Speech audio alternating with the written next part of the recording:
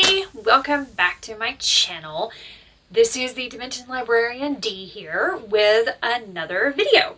And this one is dedicated with all kinds of enthusiasm to the winner of my 'Tis the Season to Do a Giveaway, Shirley S. So I don't know if you knew this, but I was hosting a giveaway over on my website, demented-inc.com. And the winner of the giveaway received an Amazon gift card, chapters of the full-length horror fantasy novel I've got going on over on my Patreon. So whatever the patrons were up to that chapter, the winner received as well without having to sign up.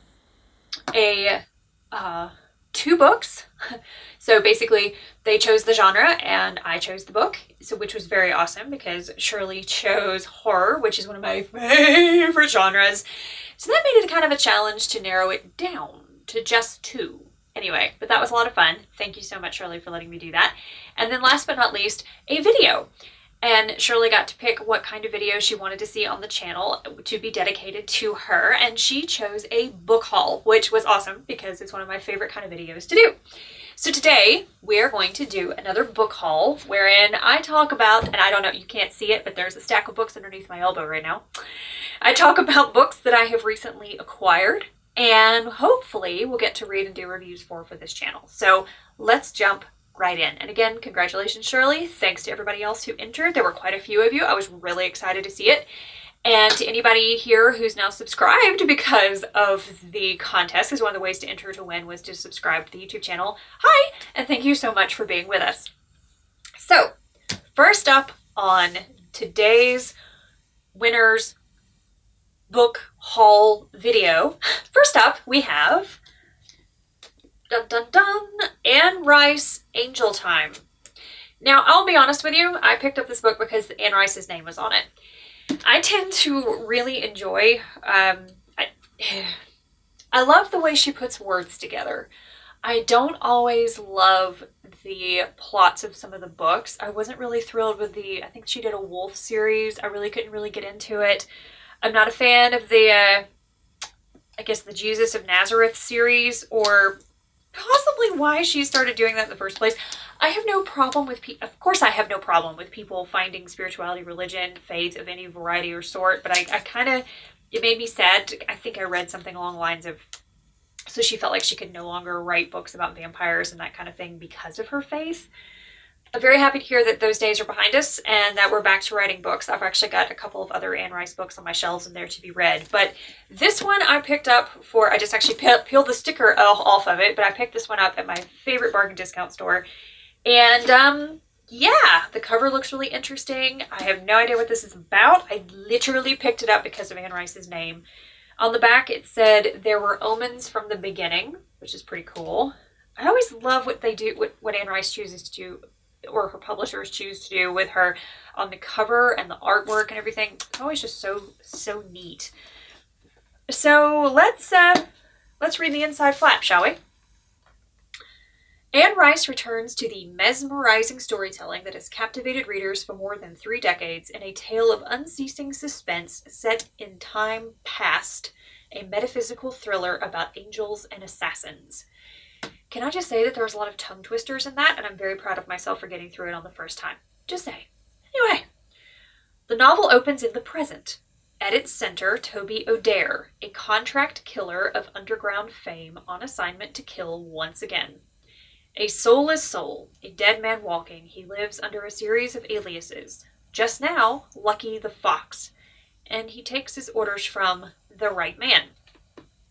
Into O'Dare's nightmarish world of lone and lethal missions comes a mysterious stranger, a seraph, who offers him a chance to save rather than destroy lives. O'Dare, who long ago dreamt of being a priest but instead came to embody danger and violence, seizes his chance. Now he is carried back through the ages to 13th century England, to dark realms where accusations of ritual murder have been made against Jews, where children suddenly die or disappear.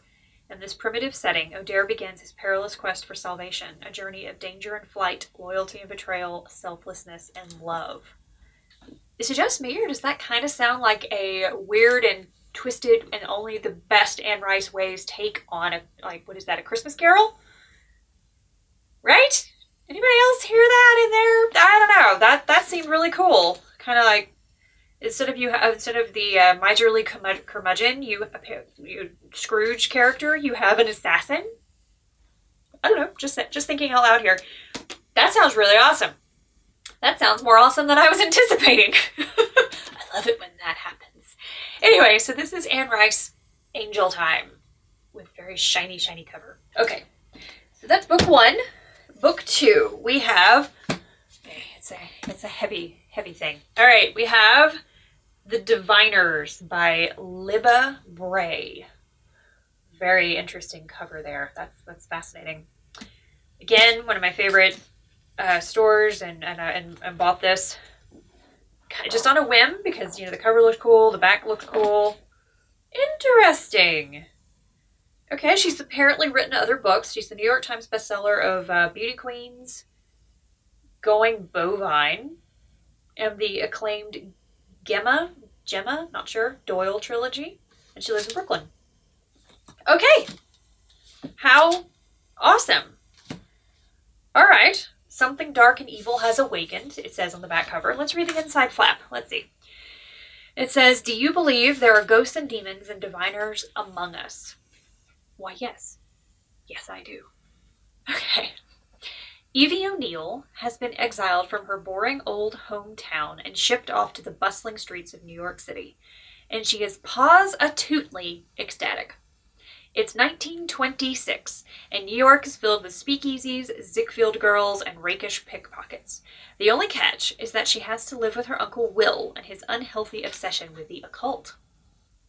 Evie worries he'll discover her darkest secret, a supernatural power that has only brought her trouble so far. Well, it just got interesting, didn't it?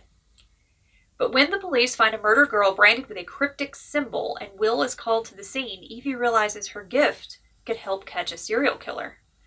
As Evie jumps headlong into a dance with a murderer, other stories unfold in the city that never sleeps.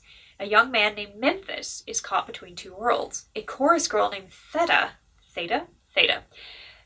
is running from her past. A student named Jericho hides a shocking secret. And unknown to all, something dark and evil has awakened. Prince Award-winning and New York Times bestselling author Libba Bray opens a brand new historical series with The Diviners, where the glittering surface of the Roaring Twenties hides a mystical horror creeping across the country. Ooh! So this is a series? Well, how awesome is that? Very cool. I look forward to it. It looks really good. I mean, the character names are fantastic. The font choice on the book in the pages is good. Hey, this matters. If you're going to be staring at those pages for a long time, choose a good font. I'm excited. Very cool. The Diviners. Libba Bray. Very cool. All right. Next up, we have something by one of my favorite authors, young adult and adult novelist, Christopher Pike. And this is The Red Queen. I picked this up again because it said Christopher Pike on the cover. Are you sensing a pattern? Anyway, Christopher Pike has written some amazing books for adults, and also some of my favorites from when I was a child. I really like him. I like what he has to say. He tends to write adult novels that are kind of spiritual and questioning about the position of humans in the universe and that kind of thing, and I love it. Sometimes he uses horror as symbolic in nature. Anyway, all kinds of good things have come from Christopher Pike, so let's read about the Red Queen. Heading off for a weekend in Las Vegas with her friends, Jessie Rawl has only one worry: how to make it through the road trip in the same car with her ex, Jimmy Kelter, the guy who broke her heart 5 months ago when he dumped her for no reason. The guy who's finally ready to tell her why he did it, because he wants her back. But what Jessie doesn't realize is that Jimmy is the least of her problems. In Las Vegas, she meets Russ, a mesmerizing stranger who shows her how to gamble, and who never seems to lose. Curious, Jessie wants to know his secret, and in response, alone with her in his hotel room, he teaches her a game that opens a door to another reality. To which world? Jessie discovers that she stumbled into a world where some people can do the impossible, and others may not even be human. For a time, she fears she's lost her mind. Are there really witches? Is she one of them? Ooh. That sounds so cool! I don't know if this is going to be a series or if it's a standalone. Either way, I'm very, very interested. This sounds great. Oh, and apparently the Red Queen was previously titled Witch World. Huh. Interesting. It came out in 2012. I love the dedication. It says, for a beer, of course. That's nice. Okay. Christopher Pike, Red Queen. Sounds awesome. Can't wait. All right. Next up in today's book haul for Shirley. Hi, Shirley. We have a book called The Darker Shade of Magic. Or, excuse me, A Darker Shade of Magic. It's hard to get the glare off of that cover. There you go. This is by V.E. Schwab. It says epic and gripping. It says vicious. Ooh, lovely. I love vicious. A classic work of fantasy. This is a book to treasure. I'm excited. All right, let's read the dust jacket, shall we? Step into a universe of daring adventure, thrilling power, and multiple Londons. I think London's good enough to have a few. Let's go. Kell is one of the last travelers, magicians with a rare, coveted ability to travel between parallel universes connected by one magical city. There's Grey London, dirty and boring without any magic, and with one mad king, George III. Red London, where life and magic are revered, and where Kell was raised alongside Rye Marish, the roguish heir to a flourishing empire. White London, a place where people fight to control magic, and the magic fights back, draining the city to its very bones. And once upon a time, there was Black London, but no one speaks of that now. Officially, Kell is the Red Traveler, ambassador of the Maresh Empire, carrying the monthly correspondences between the royals of each London. Unofficially, Kell is a smuggler, servicing people willing to pay for even the smallest glimpses of a world they'll never see.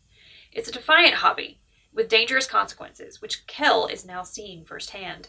Fleeing into Grey London, Kell runs into Delilah Bard, a cutpurse with lofty aspirations. She first robs him, then saves him from a deadly enemy, and finally forces Kell to spirit her to another world for a proper adventure. Now perilous magic is afoot, and treachery lurks at every turn. To save all of the worlds, we'll first need to stay alive. That sounds quite lovely. There's like a theme to today's books. It's, magic, mystery, and mayhem. Ooh, I really like it. This sounds good. And I want to say, oddly, there's like a little glimmer in my brain that this might be becoming a movie or maybe a TV series. I'm not sure. But either way, the book sounds amazing, and I can't wait to read it. Again, this is A Darker Shade of Magic by V.E. Schwab. And I'm going to give you a close-up of that name because, quite frankly, I'm not sure if I'm saying it right. Okay, so and that concludes today's book haul for my giveaway winner, Shirley. Thank you so much, Shirley, for entering. Thank you for everyone who did enter the contest. If you want to stay tuned for more ways to win and more things being given away, make sure you check out the description box below and go follow me on whatever social media you find easiest to deal with. I'm on pretty much all of them. You can also sign up for the RSS feed over on my website if you want to go that way and follow the blog over there. You can sign up for newsletters. There's lots of ways to keep in touch. Or you can just, stay tuned here because there will be more videos coming and I'll talk about the cool and exciting things that we're going to be doing. If you're a subscriber, thank you so much for following my channel and welcome to all the new people. Very nice to have you here. If not, and you would like to subscribe, that would be awesome. If not, stay tuned for more videos. Thank you so much for watching. I hope you enjoyed it, and I will see you next time on the Demented Librarians YouTube channel.